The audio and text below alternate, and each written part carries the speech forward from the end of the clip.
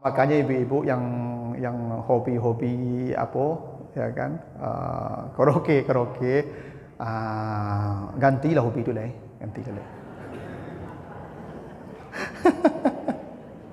Gantilah lah hobi itu lah. Beko kok mati orang berkaraoke tu beko dah. Karena manusia tu mati pada kebiasaannya. Ada orang mati sedang baca Quran dah ibu? Ada, karena memang dia biasa hari-harinya baca Quran, mati sedang baca Quran dia. Karena Allah pilihkan waktu mati dan keadaan mati yang sesuai dengan kebiasaan dia. Ada tak orang mati Bapak Ibu di lokalisasi mati? Kalau nyocok ke situ, dia mati situ. Ya ada. Makanya pernah saya cerita tu ibu. Ada cerita di kampung, aku cerita ibu tu. Jadi apa aku dari ketik sampai gaib hobi berkuah, main kuah. Waktu nyoka mati tu ibu mari ariknya ibu. Udang.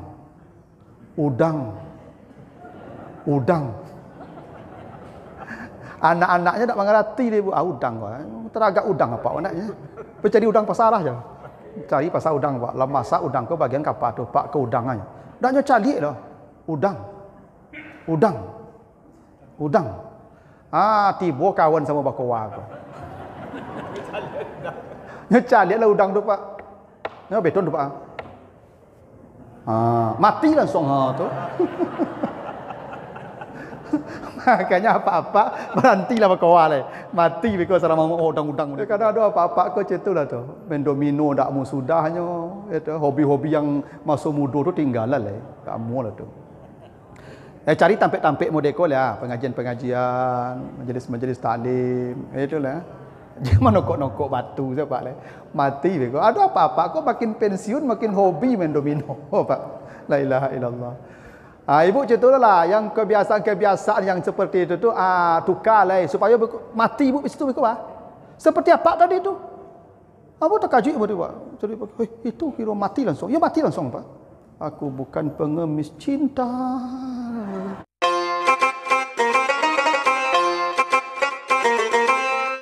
Ajmain. Bapak, ibu-ibu sedang taklim yang dimuliakan Allah. Segala puji bagi Allah atas segala karunia-Nya.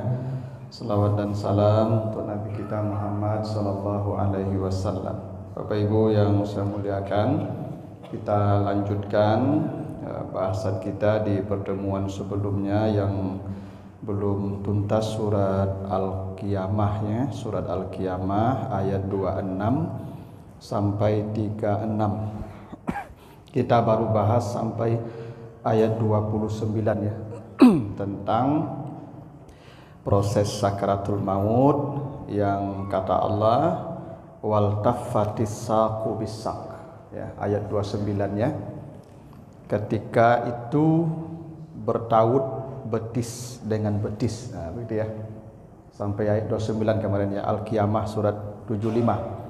Ya, surat 75 kita masih bicara dalam persoalan ya, menghadapi proses perpindahan alam dari alam dunia ke alam barzah ya. Nah, kata Allah di ayat 29-nya ketika betis bertaut betis. Kemarin sudah saya jelaskan apa maksud betis bertaut betis. Ya, sebahagian memahami secara harfiah bahwa memang betis kita kalau sudah nyawa dicabut tu tidak bergerak lagi. Karena sudah terkunci semua, termasuk ya kaki kita. Makanya orang kalau menghadapi sakaratul maut itu kakinya tidak ada lagi gerakannya, bahkan nadinya pun tidak ada lagi detak-detak nadinya habis. Tapi sebagian memahami itu bentuk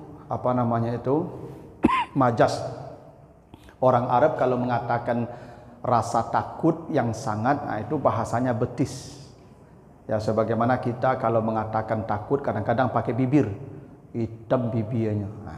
Hitam bibir itu maksudnya takut pucet. Atau berayi tapak kaki yang berayi tapak kaki itu maksudnya apa? Ya, gugup gitu ya. Itu maksudnya itu. Jadi di hari mati itu semua orang gugup. Semua orang gugup karena Bapak Ibu belum punya pengalaman. Cuma kok gugup. Ya, kalau punya pengalaman mati ya gugup leh. Bapak Ibu kan belum pernah mengalaminya, makanya gugup nanti itu. Rasa gugup itu disebut dengan bertaut betis dengan betis. Nah, sekarang kita lanjut ayat yang ke-30 ya, surah Al-Waqiah. Ya, surat 75 ayat 30. Apa kata Allah? Ila rabbika yauma izinil masak. Ya, ila rabbika ya yauma izin ya al-masak. Pada hari itu hanya kepada Tuhanmu kamu akan kembali, al-masak. Jadi kita ini sedang merantau. Karena kata Nabi begitu, kun fid dunya ka'annaka gharibun. Kamu di dunia itu sedang merantau. Kita merantau Ibu ya. Merantau ini. Biasanya perantau yang baik, dia tidak bersenang-senang di negeri rantau. Itu perantau yang baik. Biasanya orang kalau pergi merantau itu Ibu memang mencari siang malam untuk dikirim ke kampung halaman. Begitu enggak orang perantau? Kalau perantau orang awak enggak nyoba sanang-sanang sih rantau tuh. Ya, itu perantau buruk namanya itu. Perantau yang baik, dia berusaha sekuat tenaga mengumpulkan sesuatu di negeri rantau untuk dikirim ke kampung halaman. Ya. Karena Bapak Ibu kita ini tidak lama-lama di sini nih. Ya, namanya merantau pasti balik lagi ke kampung tuh. Ya, tidak ada orang yang mana ada orang abadi di sini. Coba saja Bapak Ibu perhatikan mana ada orang yang lama-lama di sini, tidak ada. Yang paling lama 70 itu udah lama itu. Sekarang udah sampai 60 udah pada hilang tuh, udah pergi dia tuh. Ya, tuh. Makanya ibu-ibu ini sudah tinggal ngangkat koper pulang saja kok. Nah iyalah. Itu perantau yang baik, dia akan menyiapkan sebanyak mungkin kebahagiaan di kampung halamannya. Biasanya Ibu kalau orang rantau kok tidak mengirim ke kampung, takut pulang kampung tuh. Ya, tuh. Orang pemerantau tidak ada berkirim ke kampung loh. Sawah tidak dibali di kampung, rumah tidak dibuat di kampung, kendaraan tidak ada di kampung. Mereka pulang kampung takut. Nah kata Allah, setelah mati, ila rabbika, kalian akan pulang menuju Tuhan. Berarti kita pulang. Sekarang kita sedang di pengasingan nih. Nabi Adam itu Bapak Ibu kan diasingkan namanya itu, diusirkan dari sorga. Ya, jadi di sini kita sedang diasingkan, ibaratnya kita sedang menjalani hukuman di sini nih. Makanya saya jadi heran kalau ada orang berebut dunia, bagaimana mungkin dia berebut sesuatu yang itu tempat buangan. Dia berebut sesuatu di tempat dia dibuang. Dia tidak memperebutkan tempat yang hakiki di sana. Kata Allah, setelah kamu mati, kamu akan dipulangkan kepada Tuhan. Masak namanya. Nah begini Bapak Ibu, pulang atau kembali itu bahasanya ada dua. Ada al-masak, ada al-mustaqar. Coba nanti baca di ayat 12-nya. Surat Al-Qiyamah tuh ayat 12-nya. Ya. Ayat 12 surah Al-Qiyamah. Apa kata Allah di sana? Ila rabbika yauma izin al-mustaqar. Sama ya? Ila rabbika yauma izin al-mustaqar. Dua Ibu ya. Jadi setelah kita mati, kita pulang kepada Allah. Kepulangan setelah mati disebut masak. Setelah kiamat terjadi, semua kita pulang kepada Allah. Pulang setelah kiamat disebut mustaqar. Ini beda tuh ya. Jadi pulang tuh ada tempat pulang. Jadi al-masak tuh artinya tempat pulang. Si makan itu. Tempat pulang itu ada al-masak namanya, ada al-mustaqar namanya. Setelah Bapak Ibu mati nanti, maka tempat pulangnya disebut al-masak. Gitu ya. Setelah kiamat, tempat pulangnya disebut mustaqar. Ini beda nih Bu. Ya, beda nih, tempat pulangnya beda nanti ini. Ya. Kita lihat al-mustaqar dulu.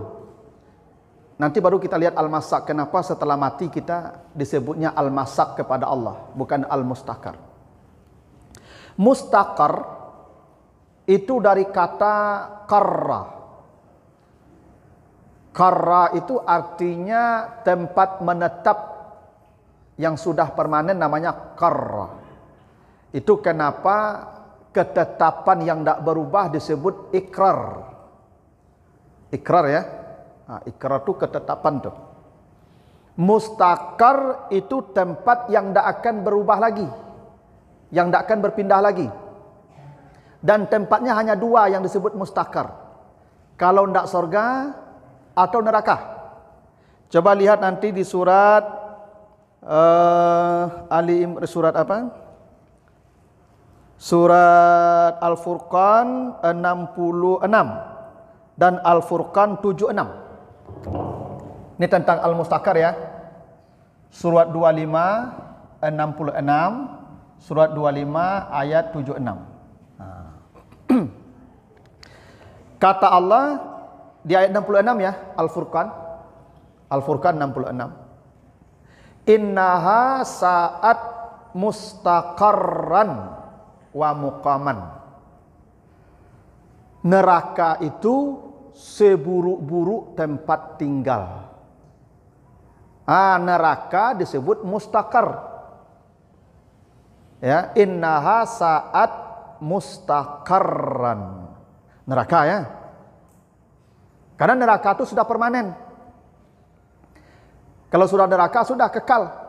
Tidak berpindah lagi itu, sudah. Di ayat 76-nya Al-Furqan itu surga. Apa kata Allah di ayat 76 itu? Khalidina fiha hasunat mustaqarran wa muqaman. Mereka kekal di dalam surga dan itu sebaik-baik mustaqar, sebaik-baik tempat tinggal. Ibu kalau sudah masuk surga tidak akan keluar lagi itu. Maka tempat yang abadi, yang permanen, yang kita tempati namanya mustaqar. Ya, bahasa Arab begitu ya. Yang kita tidak akan beranjak lagi dari sana namanya mustaqar.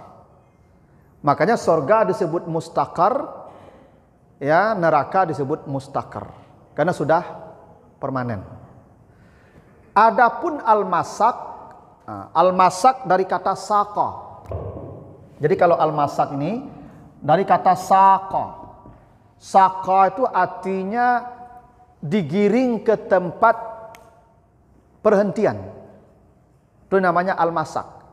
Makanya mengendarai mobil ke satu tujuan yang itu tujuannya belum berakhir disebut saqa. Makanya sopir disebut saik. Ya, sopir disebut saik. Kenapa setelah mati kita digiring pulang kepada Allah itu al-masak?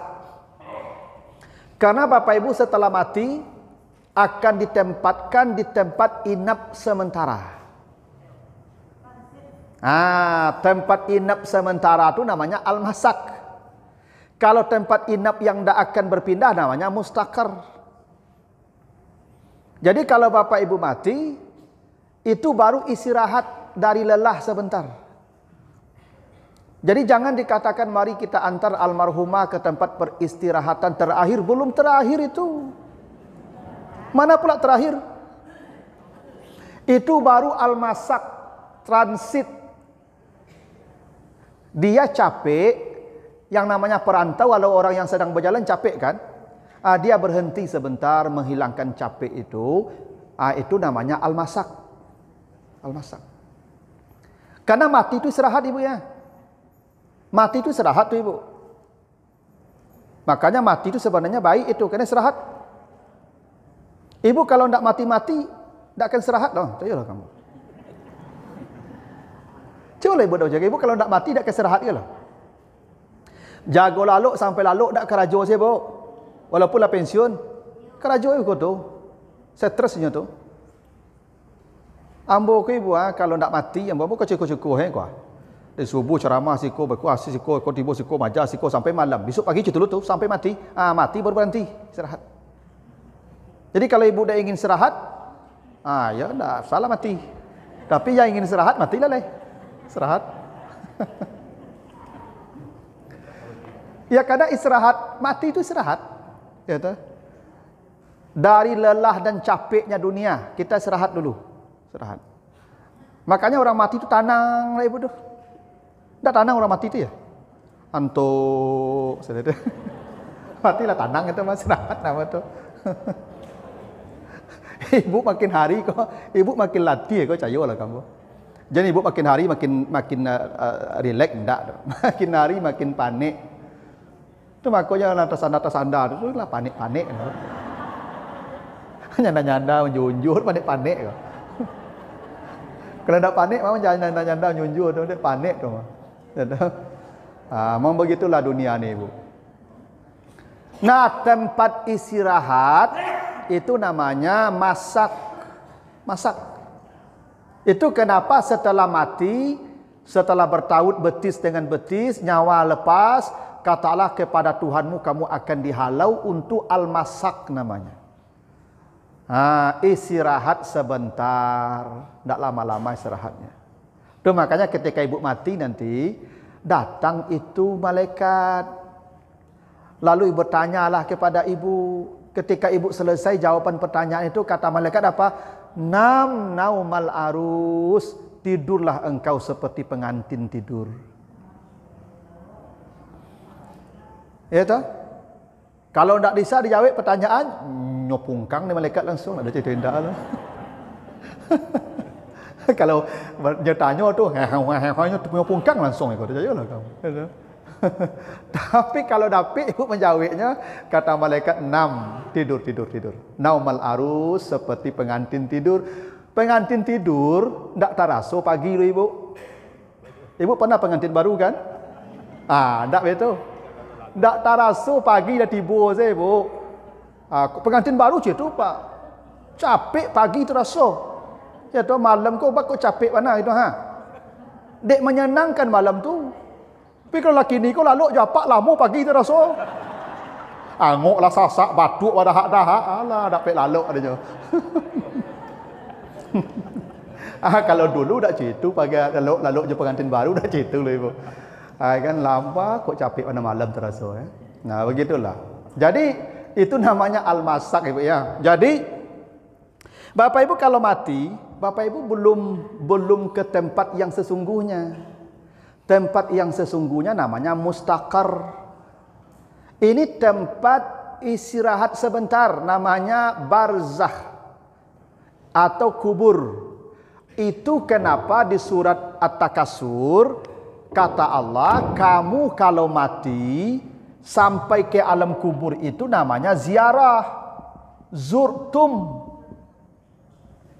hatta zurtumul makabir. Zurtum itu dari kata ziarah, kunjungan. Yang namanya kunjungan itu tidak lama. Tidak lama. Ibu di alam barzah itu tidak lama. Dibandingkan dunia lama, tapi dibandingkan akhirat mah tidak lama. Gitu. Coba nanti Bapak Ibu baca lagi di surat Al-Mu'minun ya. Surat Al-Mu'minun ayat 100. Apa kata Allah di Al-Mu'minun ayat 100 itu? Ketika manusia sampai di alam barzah, dia minta pulang ke dunia untuk menambah amal-amal yang saleh. Kata Allah tidak bisa lagi pulang karena sudah dikunci. Di mana dikunci? Wa min waraihim barzakh, karena kalian sudah dikunci di alam barzah ila yaumi yub'asun, ada batas waktunya. Kapan batas waktunya? Ada ilahnya. Yaumi yub'asun, sampai hari berbangkit saja. Berarti ibu di alam barzah itu ada limitnya. Ada limit waktunya sampai hari berbangkit saja di sana. Tidak selamanya ibu di sana. Nah, di alam barzah itulah ibu kemudian mencicipi bahagian dari nikmat surga. Nanti baca surat Ali Imran, ya, surat Ali Imran ayat yang ke-170. Ya, Ali Imran 170. Orang-orang yang baik matinya, kata Allah, yang matinya baik, farihina bima atahumullah min fadlih. Pakai min di situ. Min fadlih. Di alam barzah itu mereka bersukacita karena sudah menerima sebagian dari karunia Allah yang di akhirat. Jadi ibu nanti di alam barzah itu sudah merasakan nikmat surga, tapi baru sebahagian kecil. Makanya digunakan min. Min maknanya tab'id, sebahagian karunia akhirat sudah dirasakannya. Makanya orang mati itu gembira. Gembira tuh ibu orang mati. Yang sedih kita yang ditinggal orang mati. Yang orang mati mah gembira. Gembira. Kegembiraan itu baru dirasakan setelah mati. Kalau sekarang ibu, lebih banyak sedih daripada gembiranya itu. Hitunglah kalau tidak percaya. Lebih banyak menangis ketimbang tertawanya itu. Ibu sabantala itu acuk sedih tu. Apalagi awak lah nak taluk jalan lah duduk, kau ditinggal orang tak sewantak saja tu. Orang perjalan-jalan dok tinggal. Jaga rumah. Kau dibawa mampu jadi baban orang, saya bawa memang dibawa orang. Hati ibu lawan ibu hati tu. Lawan nangis begitu tu masa orang tinggal, anak cucu lah pai, mano-mano. Hei, makin lama ibu mati begitu, makin banyak air mata keluar cayolah kamu. Awak kalau kemudian mati ibu, awak acuk menangis. Ibu kalau kemudian mati, anak mati begitu, nangis wak. Ya betul. Suami mati menangis wak. Apak mati menangis wak. Amak mati menangis wak. Ancak mati dulu wak. Ya betul. Makanya Bapak Ibu, orang mati itu gembira. Makanya kata Allah, orang kalau mati farihin, mereka bergembira. Gitu. Cuman kadang-kadang gini loh Ibu, kita ini seperti percaya dan tidak saja tuh. Ya, padahal sudah sebegitu banyaknya informasi Al-Qur'an tentang nikmat setelah mati itu, kita seperti tidak yakin saja. Buktinya apa? Tidak ada yang mau mati. Kalau sekarang dikasih angket nih, kasih angket. Datang malaikat maut sekarang. Siapa yang ingin mati hari ini? Isi angket yes. No sadonya begitu. Do dia situ. Termasuk Ambu Wanak no begitu. Ya kenapa? Karena kita yang gitulah, percaya tapi tidak yakin dengan ya apa yang dijanjikan Allah. Jadi alam barzah itu Bapak Ibu, itu alam gembira. Bukan alam kesedihan. Itu kenapa orang mati itu farihin, gembira dia. Karena sebagian nikmat surga ada di sana. Dan itu sampai hari kiamat kegembiraan itu. Karena begini Bapak Ibu. Nanti baca surat Ghafir. Surat Ghafir, surat 40 ayat 46. Ya, surat Ghafir ayat 46. Kata Allah, an-naru yu'raduna 'alaiha ghuduwan wa asyian. Manusia kalau sampai di alam barzah, itu neraka akan dipertontonkan kepadanya pagi dan sore. Orang kafir ya. Surat Ghafir ayat yang ke-46. Jadi orang kalau mati kata Allah sampai di alam barzah, ini konteksnya memang ini Firaun dan pengikutnya nih. Tapi orang mati itu kata Allah akan dipertontonkan neraka setiap pagi dan sore sampai hari kiamat. Makanya yu'radun itu fi'il mudhari. Setiap pagi sore sampai kiamat mereka menonton neraka. Sudut-sudut neraka itu mereka pertontonkan ke mereka kalau calon penghuni neraka. Jadi Bapak Ibu kalau ya calon penghuni neraka nauzubillah, setiap hari pagi sore diperlihatkan nih nerakanya nih. Ini tempat duduknya, ini cambuknya, ini rantainya. Masalah tiap hari itu. Itu kenapa manusia minta balik ke dunia tu. Minta balik ke dunia tu. Nah begini, Kalau calon penghuni neraka diperlihatkan neraka pagi dan sore, maka mafhum mukhalafahnya, pemahaman yang kebalikkan dari itu, calon penghuni surga diperlihatkan pula surga anda. Lah iya. Itu pemahamannya begitu. Kalau calon penghuni neraka dipertontonkan neraka setiap hari, maka calon penghuni surga pun dipertontonkan surga setiap hari.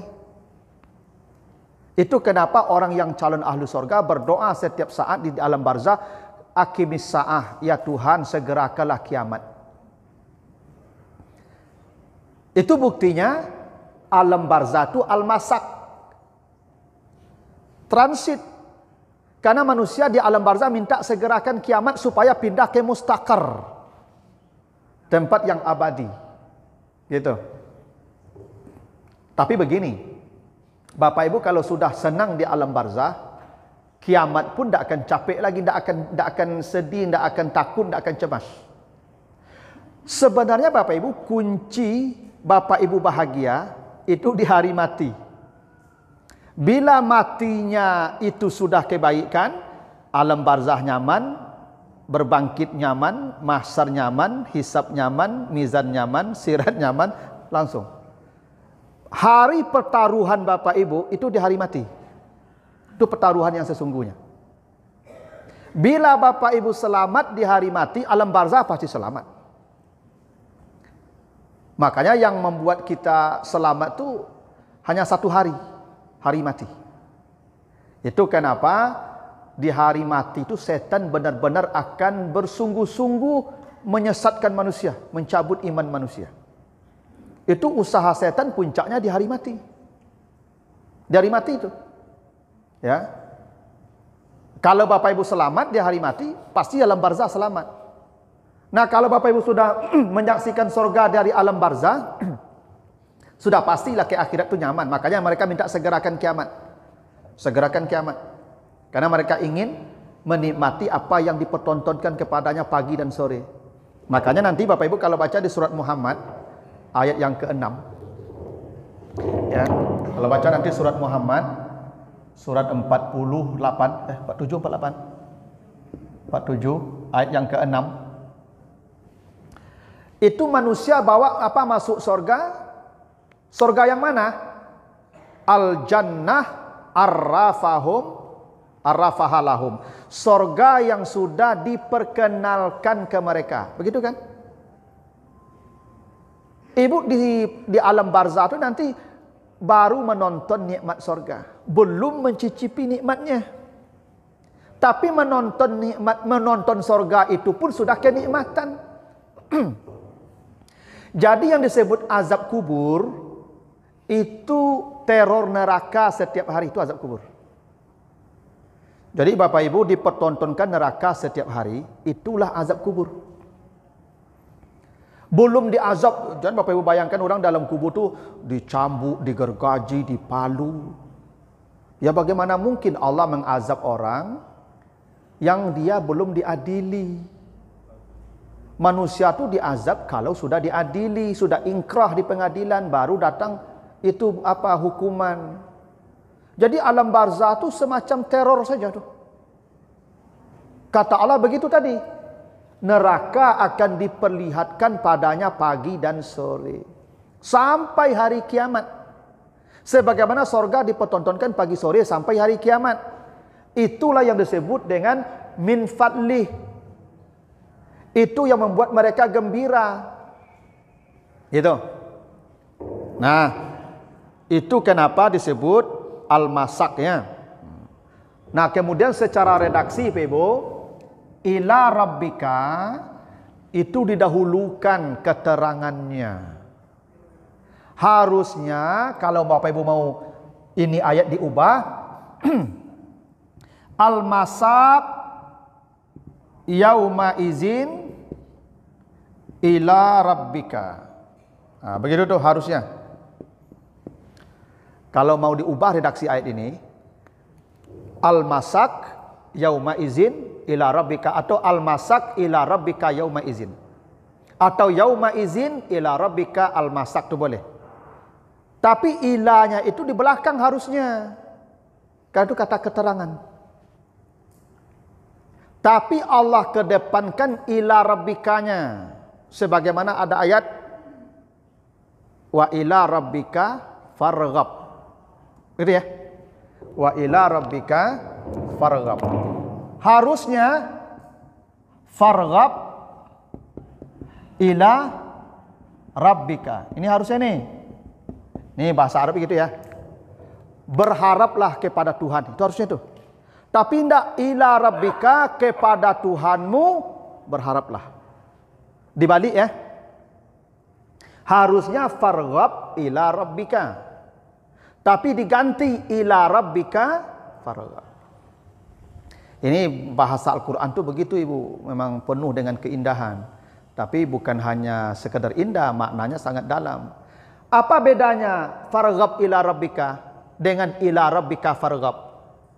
Kalau farghab ila rabbika, kita berharap kepada Allah, ya, tapi bisa jadi kita berharap ke yang lain selain Allah.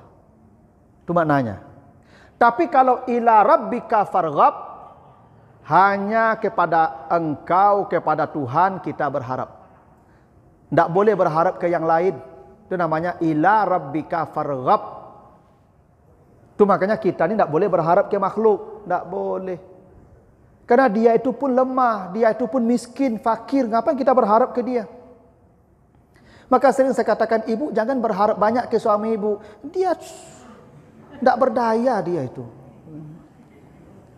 Jadi kalau mati ya pak tu mati sajalah. Tak masalah.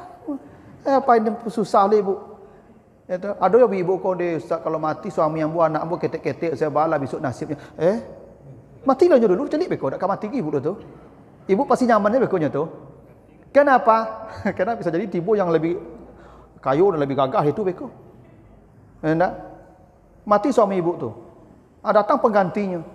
Lebih kayu, lebih gagah, lebih sehat. Akan untungnya mati itu. Makanya jangan berharap kepada makhluk.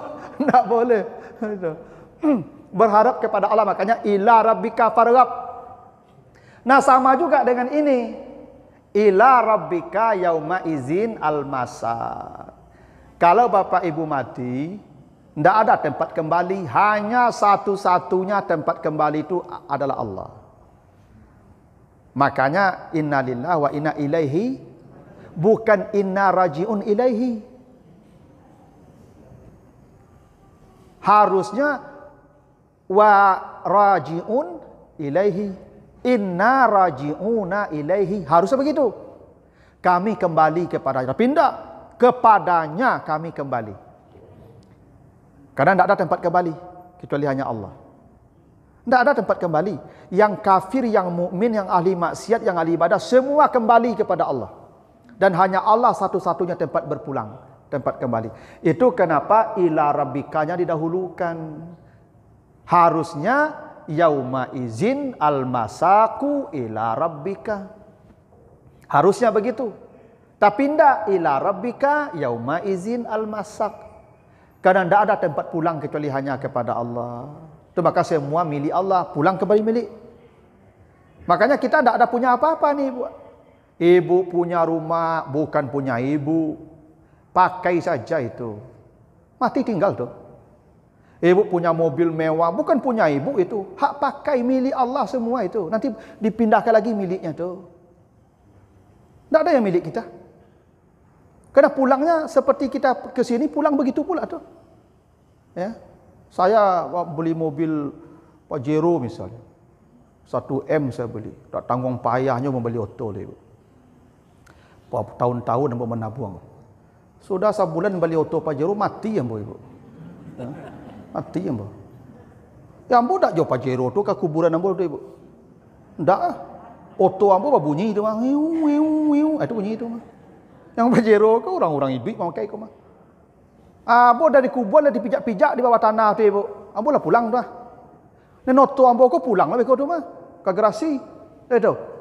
Iyalah. Sampai bulan 10 hari sudah tu tiba sopir baru beko tu mah. Ndak. Lagi nak Ibu lah. Rumah rancak, oto rancak, orang rumah mau dulu baru. Dah ke banyak sopir tiba beko tu. Banyak sopir tu mah. Ambo dapat tanya saya di akhiratnya. Sebab kau mau beli oto ketek je pada marasai besok ketek saya pakai ini. Kok mati yang puaman dah banyak-banyak tanya umur. Memang begitulah. Nah, jadi tempat kembali yang sesungguhnya nanti. Ya, ini baru tempat istirahat itu ya. Oke. Nah, kata Allah itu ya di ayat yang ke-31, fala saddaqa wala salla. Celakalah kamu, kata Allah, kalau selama ini kamu tidak percaya tentang adanya kematian dan hidup setelah mati itu. Dan bukti kamu tidak percaya dan celaka, kamu tidak salat. Wala saddaqa wala salla. Jadi Bapak Ibu, ini isyaratnya begini, yang paling mengamankan Bapak Ibu mulai dari hari mati sampai menghadap Allah hanya satu saja, salat. Salat Bapak Ibu. Hanya salat yang paling pertama mengamankan manusia. Itu kenapa salat ni ibadah yang tak ada tawar-menawarnya Ibu. Ibu kalau puasa ada tawarannya, bisa diganti je fidyah nak. Kalau zakat tak wajib loh, kalau tak mampu itu tinggal salah. Kalau haji tak wajib, tak mampu. Kalau tak mampu, tak wajib, tak salah. Kalau salat, tak ada cerita tak mampu lah Ibu. Kata tak mampu, tak ada dalam salat. Ibu tak mampu tagak, duduk. Tak mampu duduk, golek. Tak bisa menggarik, mata garian. Tak ada yang menggarik, cak lalai, tu kubur lalai. Selama akalnya masih ada, tak ada cerita tawar-menawar salat Ibu. Tak bisa nanti, tak bisa sekarang, nanti. Takhir. Tak bisa normal 4, bisa kasar kalau dalam perjalanan 2. Tak ada ganti, tak ada. Dalam perang pun, ni perang sedang berkecamuk ni Ibu. Tetap salat sambil di atas kuda. Tetap salat sambil berlari. Kenapa? Karena itu pertama yang mengamankan manusia sejak hari matinya. Makanya kalau Bapak Ibu sudah menjaga salat dengan baik, itu sudah aman lah. Sudah aman. Itu kenapa coba? Nanti Bapak Ibu baca di surah Al-Mudassir. Al-Mudassir 41, 40, 43 ya. Surah Al-Mudassir. Al-Mudassir 74. Al-Mudassir 74, 73. 74. Ayat 6, ayat yang ke-30, 40 sampai 43. Ya, Al-Mudassir 40 sampai 43. Ketika penduduk neraka nanti ditanya Bapak Ibu, masalakakum fi sakar. Kenapa kalian masuk neraka? Jawabannya hanya satu. Lam naku minal musallin. Yang pertama itu, yang nomor 1. Yang nomor 1 jawabannya itu. Dulu kami tidak salat. Itu kenapa Allah ingatkan fala saddaqa wala salla. Salatlah yang membuat engkau celaka. Di hari mati itu yang paling celaka itu yang tak salat. Yang menjaga salat amanlah. Maka disebut imat, ini pokok tiangnya. Kalau ini selamat, yang lain selamat. Makanya yang pertama dihisap nanti diperiksa apa? Salatnya. Kalau salatnya baik, baik semua. Salat tidak baik, celakalah dia. Ya. Itu kenapa salat ni Ibu beda caranya ya. Kalau zakat turun ke bumi, kalau haji turun ke bumi, puasa turun ke bumi, kalau salat naik ke langit. Dibawa Nabi ke langit tu. Kan ini istimewa. Makanya Bapak Ibu jangan merasa nyaman melihat ada keluarga kita tidak salat. Jangan tu. Ya. Saya punya jamaah Bapak Ibu. Ya. Oh, anaknya itu cerdas. Anaknya cerdas, anak ibu itu cerdas. Saking cerdasnya Ibu, dia sudah mendekati ateis. Dia tidak percaya ini alam ada yang menciptakan. Ini alam begini saja adanya. Sampai begitu bahasanya. Sampai dia tidak percaya Tuhan. Ibunya itu sudah Masya Allah bagaimana perasaannya. Anaknya begitu. Pintar, berdebat pintar. Kalah ibunya berdebat sama dia. Maka saya bilang sama ibunya, Ibu, yang penting jaga saja salatnya dulu. Nanti pada waktunya dia lunak sendiri. Tapi kalau salatnya sudah lewat, celaka dia nanti. Yang penting dia salat aja dulu. Itu mungkin lidahnya saja yang bicara, kalau hatinya pasti meyakini Tuhan itu ada.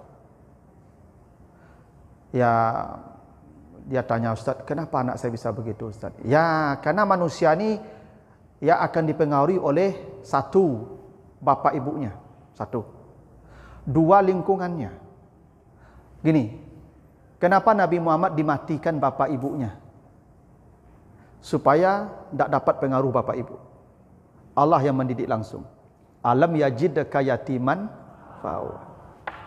Itu rahasianya Nabi dimatikan ayah ibu, karena supaya perangai apa ibu kau nak pindah ke anak. Pengaruh awak dari apa? Jadi kalau anak tangka, kalau tidak apaknya tangka, maknya tangka. Bisa jadi. Iya. Karena pengaruh orang tua satu. Kedua, pengaruh lingkungan. Itu kenapa Nabi Muhammad lahir di Makkah, diasuh dan dibesarkan di kampung Bani Sa'idah. Karena Makkah kota metropolitan. Orang di kota besar itu rusak pergaulannya. Bicaranya rusak, pergaulan rusak. Maka Nabi dibawa ke kampung itu, pedalaman pelosok, negeri yang masih steril, yang masih itu natural, orangnya masih baik, lingkungan. Mungkin anak ibu salah lingkungan. Lingkungan salah. Atau bacaan. Itu kenapa Nabi ummi, tidak bisa baca tulis. Karena yang mempengaruhi orang itu bacaan. Nah sekarang ibu periksa, mana dari yang tiga itu yang mempengaruhi dia? Ternyata tiga-tiganya. Karena bapaknya dulu waktu kuliah begitu pula. Sampai tidak percaya Tuhan bapaknya. Mengaku bapaknya, saya dulu waktu muda seperti dia pula Ustaz. Saya tidak percaya Tuhan dulu. Pindah. Yang kedua, dia sekolah di Don Bosco. Lingkungan. Ya pastilah, tak mungkinlah di situ. Guru-guru agama pun kalau ada Pak di Don Bosco itu pasti guru agama yang sesuai pula dengan selera mereka. Tidak bisa dihindari. Lingkungan. Sampai dia pernah ikut misa pula Pak sama kawan-kawannya. Lingkungan. Yang ketiga, bacaan, ternyata dia memang hobi baca buku-buku filsafat dari barat. Lengkap sudah, kenapa dia menjadi begitu? Tapi saya bilang ibu, yang penting salatnya tetap jaga dulu. Setiap datang waktu salat, ingatkan dia salat. Nanti pada waktunya dia akan berubah dengan salat itu. Selama dia masih salat, insya Allah dia selamat. Karena sujud itu membuat orang, itu tanda orang masih bertauhid kepada Allah. Iblis kenapa di kafir? Karena tidak mau sujud lagi. Gitu. Itu kenapa ketika orang mati kata Allah, fala saddaqa wala salla. Engkau tidak percaya dulu dan tidak salat, maka celakalah engkau.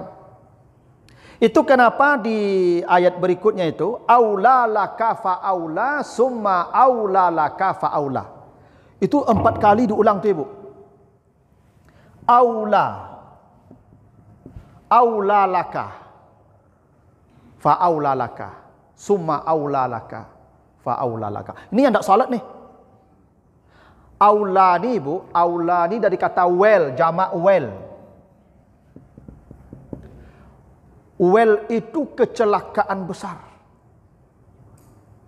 Well itu Nabi ditanya, apa itu well ya Rasulullah? Kata Nabi, well itu wadi fi jahannam. Well itu lembah di dalam jahannam. Karena jahannam ni apa ibu? Auzubillah ya. Kata Nabi, jahannam itu adalah lubang api yang dalam.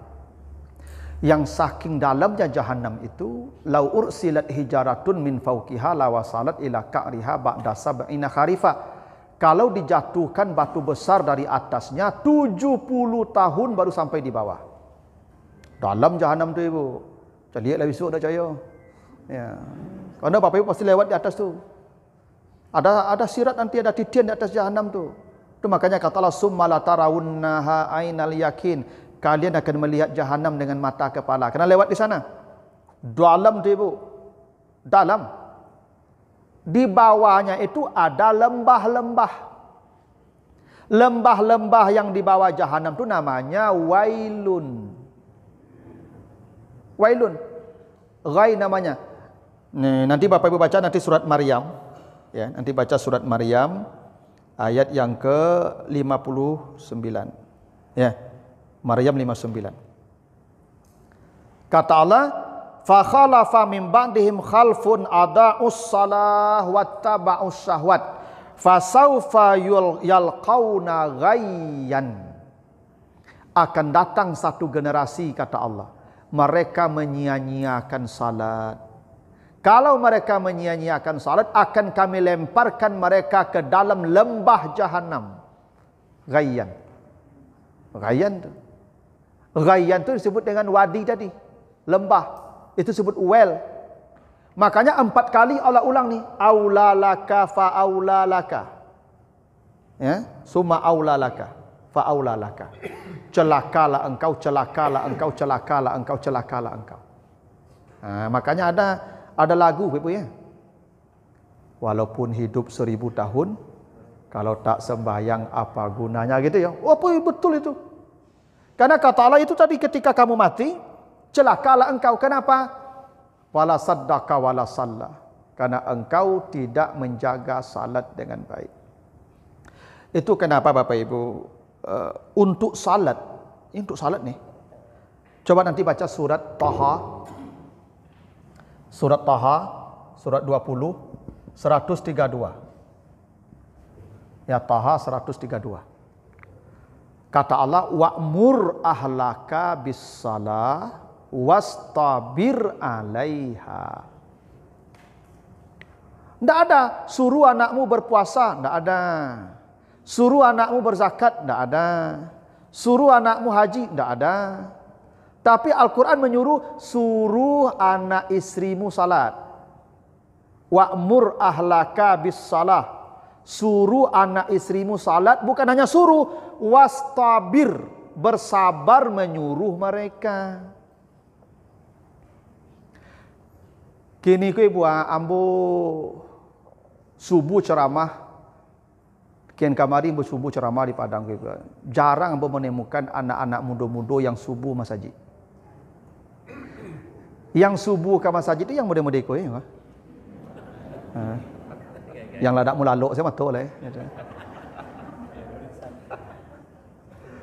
Saya tidak yakin tuh bahwa yang di sekitar masjid itu yang tua-tua semua, tidak yakin saya tuh. Pasti ada yang muda-muda di rumah tuh. Tapi kenapa tidak datang ke masjid? Karena Bapak Ibu tidak menyuruh mereka.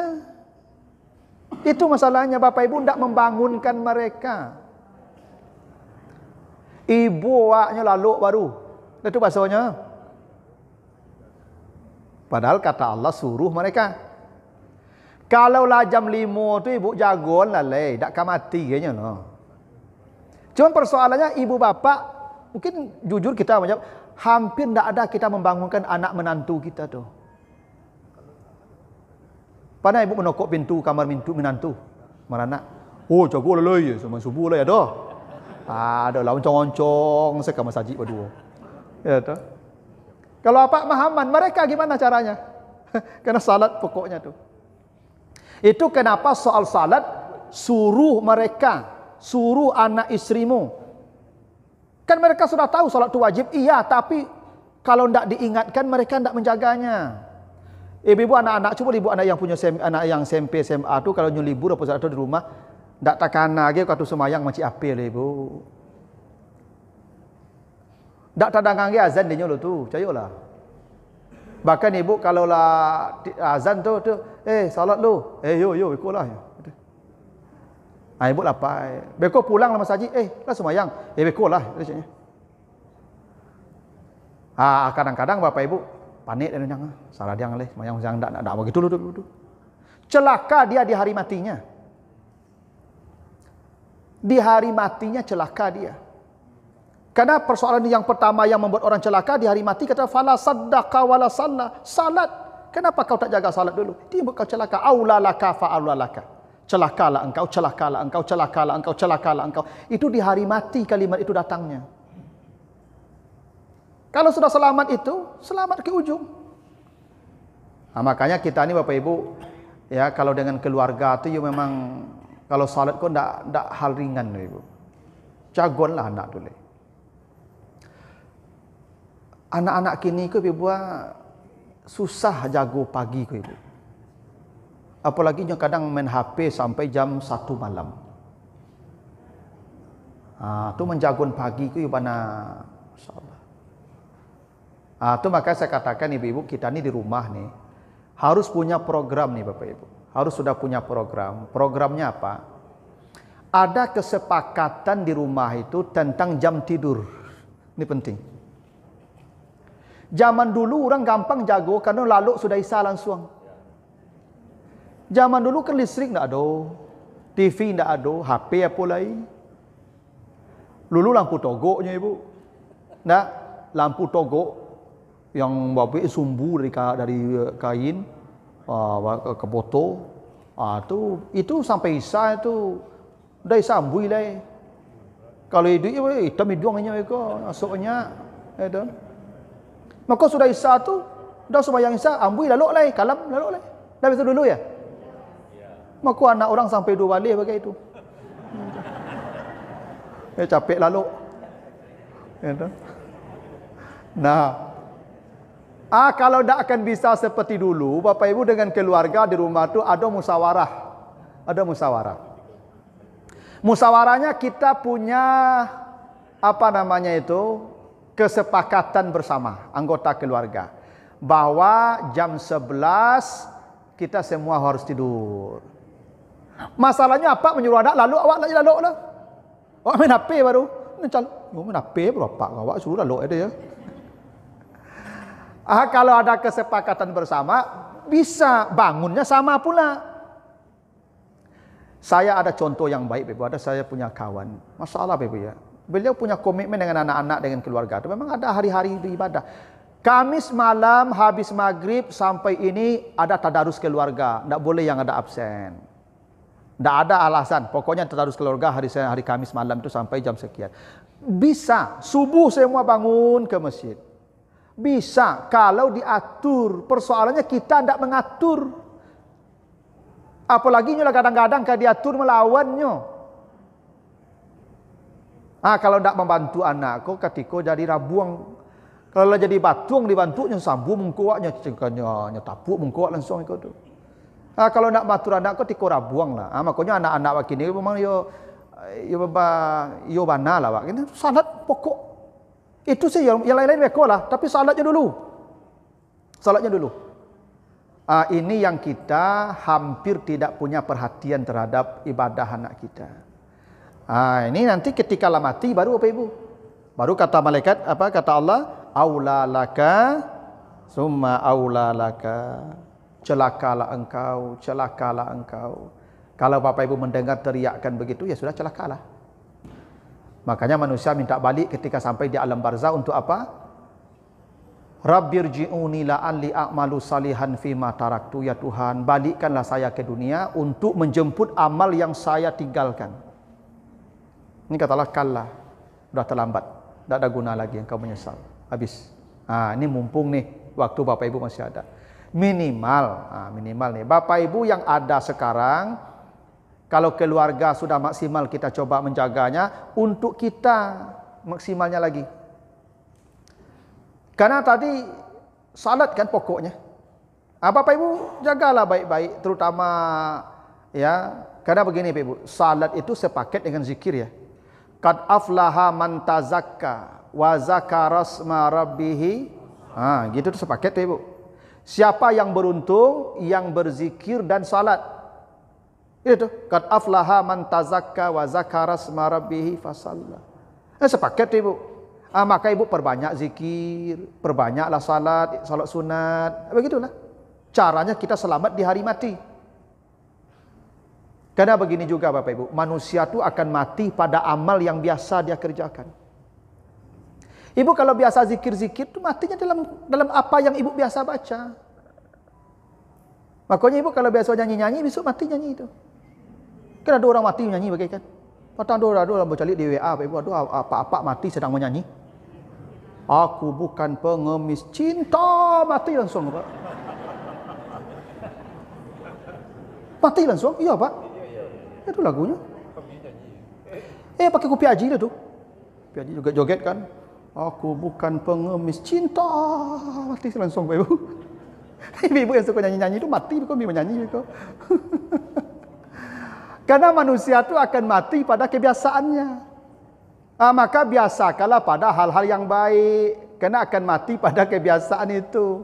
Di tempat-tempat yang baik, di amal-amal yang baik. Itu paling tidak usaha kita lah. Ya, karena supaya ni kalimat yang tadi aula laka fa aula laka, supaya itu jangan datang ke kita tuh di hari mati kita.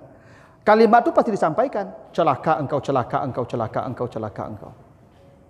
Pasti datang kalimat tu ke ibu nanti kalau mati itu. Kalau kita tidak membiasakan ini dalam kebaikan dan tidak mati dalam hal yang baik. Makanya di ayat 170 surat Ali Imran tadi, kan itu kan fisabilillah ceritanya itu. Wala tahsabannal ladzina qutilu fi sabilillah. Itu ayat 169-nya itu. Orang yang mati di jalan Allah tu pasti gembira di hari matinya. Kalau mati sedang aku bukan pengemis cinta, tak mungkin fisabilillah. No. Di mana fisabilillahnya itu? Ya tu. Makanya ibu-ibu yang hobi-hobi apa, ya kan, karaoke, gantilah hobi itu lah, gantilah. Gantilah hobi itu lah. Beko kok mati orang berkaraoke itu beko tak. Karena manusia itu mati pada kebiasaannya. Ada orang mati sedang baca Quran dah ibu? Ada, karena memang dia biasa hari-harinya baca Quran, mati sedang baca Quran dia. Karena Allah pilihkan waktu mati dan keadaan mati yang sesuai dengan kebiasaan dia. Ada tak orang mati Bapak Ibu di lokalisasi mati? Kadang nyacok ke situ. Dia mati situ. Ya ada. Makanya pernah saya cerita tu ibu. Ada cerita di kampung aku cerita ibu tu. Jadi apa aku dari ketik sampai gaik hobi berkoa, main koa. Waktu nyoka mati tu ibu mari ariknya ibu. Udang.